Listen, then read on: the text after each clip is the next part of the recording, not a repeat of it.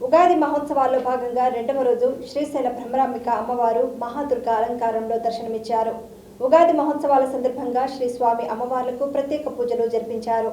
లోక కళ్యాణం కోసం జపానుష్ఠానాలు, రుద్రహోమం, చండీ హోమం జరిపించారు. సాయంత్రం కైలాస వాహనంపై అధిరోహించిన శ్రీ స్వామి అమ్మవార్లను భక్తులు కనులారా దర్శించుకొని కర్పూర నీరాజనాలు అర్పించారు. అంగరంగ వైభవంగా జరిగిన స్వామి అమ్మవార్ల గ్రామోత్సవంలో దేవస్థానం ఈవో శ్రీనివాసరావు దంపతులు, వేద పండితులు, అర్చకులు, అధికారులు, అశేష కన్నడ భక్తులు పాల్గొన్నారు.